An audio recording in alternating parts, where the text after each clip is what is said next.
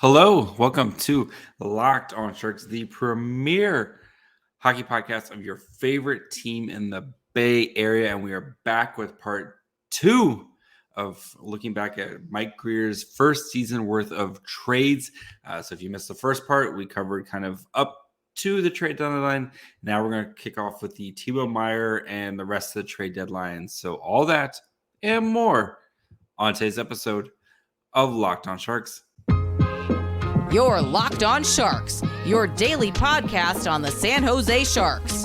Part of the Locked On Podcast Network, your team every day.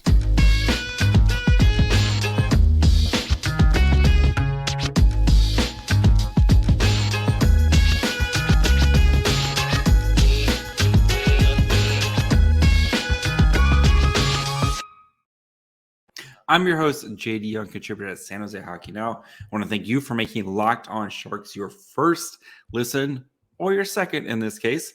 You can make sure you follow along or subscribe wherever you get podcasts. And of course, you can watch this on YouTube as well. If you are one of the crazy people watching this as it premieres very late at night, hats off to you. Let me know if you're watching the premiere, let me know in the chat. So, but if you missed part one, did kind of the Brent Burns all the way up through kind of the Matt Nieto, Jacob Magna trade. Part two here, we're going to be digging into this kind of the trades up through the trade deadline, starting with, of course, the Timo Meyer trade. Revisiting the trades, look at how the players kind of worked out so far for the rest of their seasons for each branch. Looking at the players that left San Jose, looking at the players that came into San Jose, and kind of giving it a trade now that we have, giving it a grade now that we have a little bit of ability to kind of breathe, let it sit for a little bit and see how it's working out so far. So before we get any further, do have to let you know that today's episode is brought to you guys by FanDuel Sportsbook, the official sportsbook of Locked On. Make every moment more. Visit FanDuel.com/LockedOn today to get started. All right, so part two, of course, we have the Timo Meyer trade, and that's where we're going to start right now. So watching this on slides, we have the Timo Meyer trade is a handful, so massive trade. So we're going to break it all down again.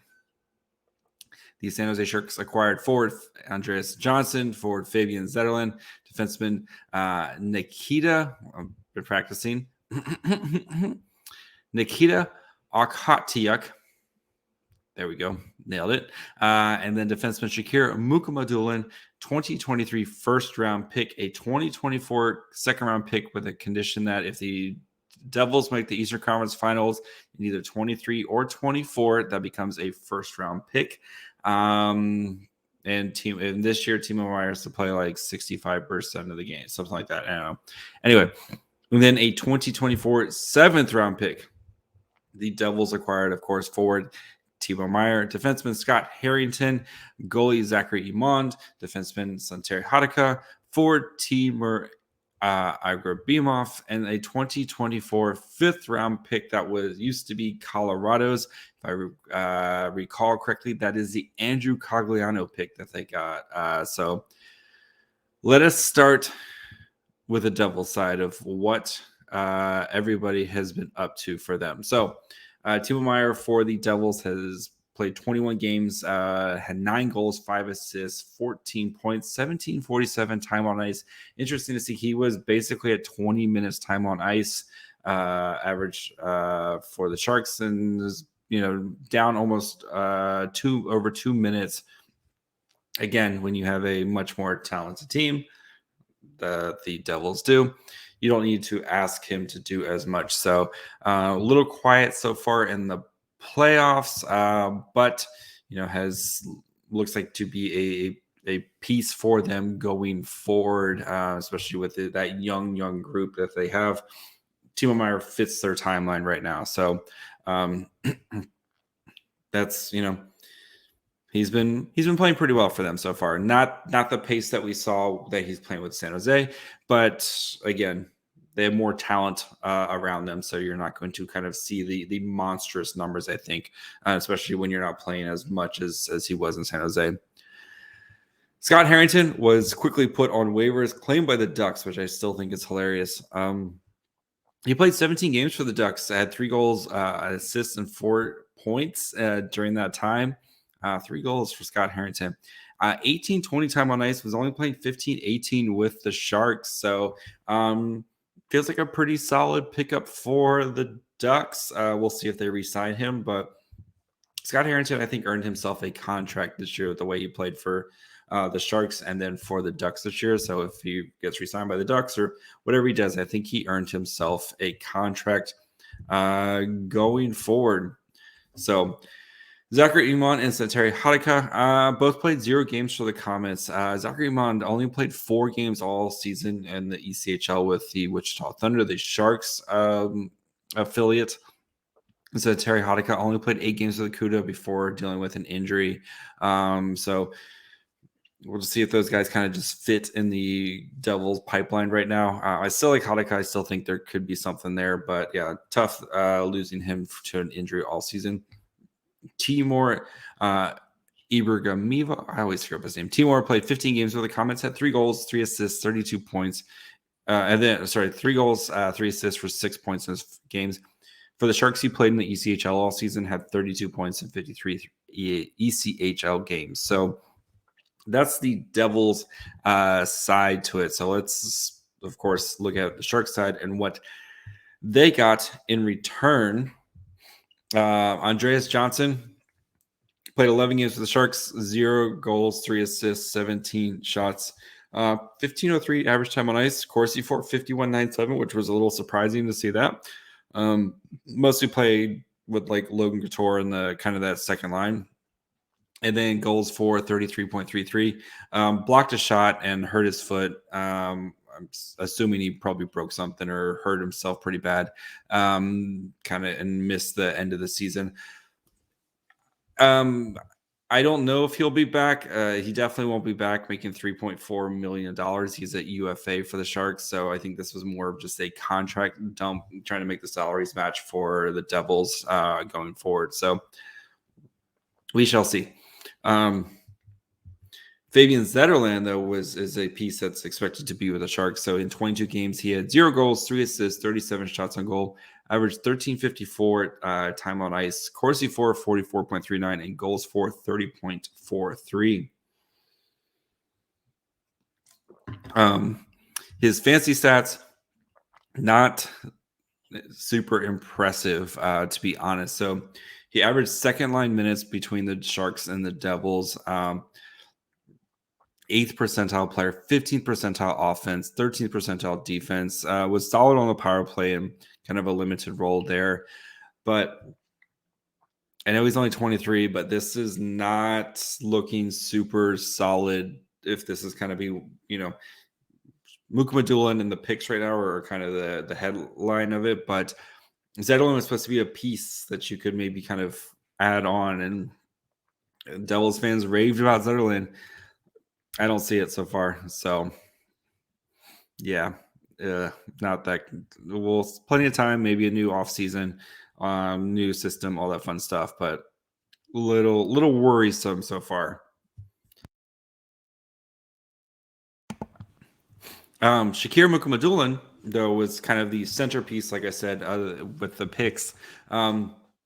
He played after finishing up in the KHL. He played 12 games with the Barracuda, had a goal, 9 assists, and 13 shots on goal. Really came on strong down the end in the end with the Barracuda. Little shaky at first, it's to be expected. Coming over to Russia, be kind of thrown in the fire with the Barracuda. But you can see it. You can see that those kind of glimpses of it. So I would not expect Mukhamadullin to be playing much NHL games next year. I would let him sit, let him play, let him in the AHL with the Barracuda next year. Really kind of figure out his game, and then at the end of the season, you can bring him up as a reward or type of situation. Get that taste of it. That way, he's going into the 24-25 season. No kind of that offseason between year 2024, kind of knows what he needs to do for the NHL. So, but you have to be feeling a lot better about Mukhamadullin now than you did, when this trade went down in February. So Mukhamadullin looking pretty promising. And then Nikita Akhatiuk was injured when he came over. 0 games, 0 goals, 0 assists, 0 shots on goal, et cetera, et cetera. In the 20 games for the Comets this year, he did have 2 goals and 4 assists. Also did get some NHL time as well. So we'll see where he kind of fits with the Sharks' revamped blue line kind of prospects. I expect him to probably start with the Barracuda next season, especially because there's kind of a log jam with the Sharks' blue line right now. So I'd expect him to kind of start with the Barracuda, kind of work his way back up, type of thing. But I mean, Sharks they got some Russians on the pipeline and on the blue line now between Mukhamadullin, Knizov, Akhatiuk. So you got 2 pairs right there with of Russians. So right now I think we'll see how the first round picks work. I mean, it's probably going to be I'm penciling kind of pick 28 right now for this year, and then kind of see what happens with that other pick, if it's either the second round or the first round. But right now, Mukhamadullin is the only one that you're kind of feeling really good about at the moment. So I'm going to kind of give this, I'll go C plus B minus range. You can kind of, whichever one you want to pick right now, but that's my grade for the Meier trade right now. We'll see after the draft how we're kind of feeling about that. If, they get a Perron or a Gabe Perreault or something like that, then you're probably going to feel a lot better about this trade going forward. But right now it's just a pick and we don't know what it is. So going to go with a C plus B minus at the moment. So before we continue and talking about kind of the rest of the deadline trades, we got to talk about Henry Thun. We got to talk about Jacob Peterson, a bunch of stuff to still continue to discuss. Let's take a quick break. Talk to you guys about our friends over at FanDuel. Right now, baseball's back, baby. Grand slams, no hitters, double plays are back, and there's no better place to get in on the MLB action than FanDuel, America's #1 sports book. That's because right now, new customers can step up to the plate with a no-sweat first bet up to $1,000. Just go to FanDuel.com/lockedon to sign up. Place your first bet and get up to $1,000 back in bonus bets if your first bet doesn't win. Betting on Aaron Judge to hit home run always kind of feels like a fun thing to do, because watching Aaron Judge hit home runs is a fun thing to do. So if you like to watch Aaron Judge hit home runs and make some money on it, I would do that. So don't miss your chance to get a no-sweat first bet up to $1,000 when you join FanDuel today. Just go to FanDuel.com/lockedon to sign up. FanDuel, an official partner of Major League Baseball. All right, before we finish up, I need to get some water here. Or tea, which I'm now out of. So let's hang on for the rest of this and talk about one Henry Thun. So Thrun, the Sharks acquired his signing rights from the Ducks for a 2024 third-round pick, and then, of course, signed him right after his season was done with Harvard. We'll see what the third-round pick turns into, but for the Ducks, I think, though, you have to be feeling really good about what the Sharks got. So Thrun played 8 games, had 0 goals, did have 2 assists, 7 shots on goal, played 1952. When David Quinn said he was going to play him, he was not lying. He stuck to that. Corsi for 46.04, goals for 43.75.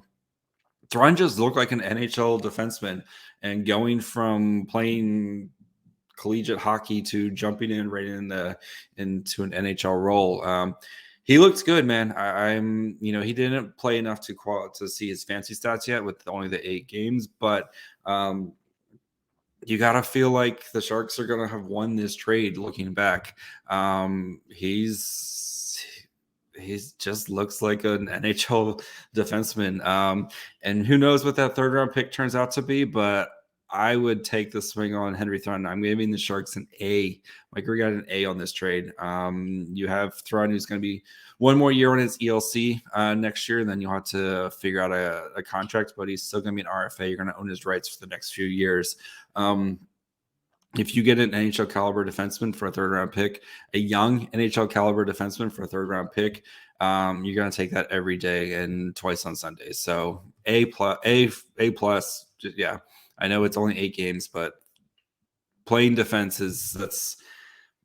playing forward is easier than playing defense, and goalie is the hardest to kind of step into. But I just think there's a lot that you have to learn on defense, and Thrun looked every bit the part of it. So next, the Mikey Eyssimont trade. So I know this is 2 separate trades, but it is best to kind of put them all together because it makes the most amount of sense. So Mikey Eyssimont, of course, the Sharks picked him up off waivers from the Winnipeg Jets, kind of mid-season. And if I do say so myself, a tiny bit of business for the Sharks. It was kind of the slow burn, but they made it work. So we're just going to kind of treat it as a 3-way trade, even though it took a couple days to kind of work itself out. But the Sharks traded Mikey Eyssimont to the Tampa Bay Lightning. In return, they got Vladislav Namestnikov. I knew I'd get it, guys. Practiced. And then the Sharks then turn around and flip Namestnikov to the Jets for a 2025 4th-round pick from Winnipeg. So see how these guys. So Mike Eyssimont in 15 games for the Lightning had a goal and assist so far with him. 11:25 time on ice. He's playing almost 15 minutes with the Sharks and was way more productive. Granted, he was playing second line minutes a lot with guys like Logan Couture. That Couture, Eyssimont, Barabanov line was cooking. And fun fact, Eyssimont leads the Sharks this season with Corsi for 58.55%. Good for you, Mikey Eyssimont. So, and then Vladislav Namestnikov. Oh, I see. I got too cocky about it. Namestnikov. Sorry. Vladislav Namestnikov. 20 games with the Jets. He played 2 in the regular season. He had 2 goals, 8 assists, 14:53 time on ice. So basically, Mike Grier made the Jets pay for their putting Eyssimont on waivers and got a 4th-round pick out of it. So, yeah, I think that's really, really good bit of business. I must give it a B. You turn Mikey Eyssimont into a valuable asset that became that you found for free. And became a pick in the 4th round for the 2025 season that ammo to go do something else later with. So before we finish up, we got to talk about Nick Bonino and Scott Reedy. Do need to take another break right now and talk to you guys about our friends over at Athletic Greens. Today's episode is brought to you guys by AG1 by Athletic Greens. Keeping up with proper nutrition is really hard. You're busy, you're stuck at your desk, you're eating whatever you can just to get through the day. But what if you could start your day with the ultimate daily nutritional insurance? With a single scoop of AG1 in a glass of water, you can do just that and absorb 75 high-quality vitamins, minerals, and whole food source superfoods, probiotics, and adaptogens to help start your day right. Athletic Greens was created when the founder experienced a ton of gut health issues and ended up with a complicated supplement routine to recover. It costs him $100 a day, which just isn't sustainable. He created Athletic Greens with the experience and how difficult it is to create an optimal nutritional routine on your own, all for just $3 a day. So right now it's time to reclaim your health and arm your immune system with convenient daily nutrition. To make it easy, Athletic Greens can give you a free 1-year supply of their immune-supporting vitamin D and 5 free travel packs with your first purchase. All you have to do is visit athleticgreens.com/NHL Network. Again, that's athleticgreens.com/NHL Network to take ownership over your health and pick up the ultimate daily nutritional insurance. All right. The Nick Bonino trade, which was also very convoluted. So the Sharks acquired defenseman Arvid Henriksen from Montreal, a 2023 3rd-round pick from Pittsburgh and a 2024 fifth-round pick from Pittsburgh.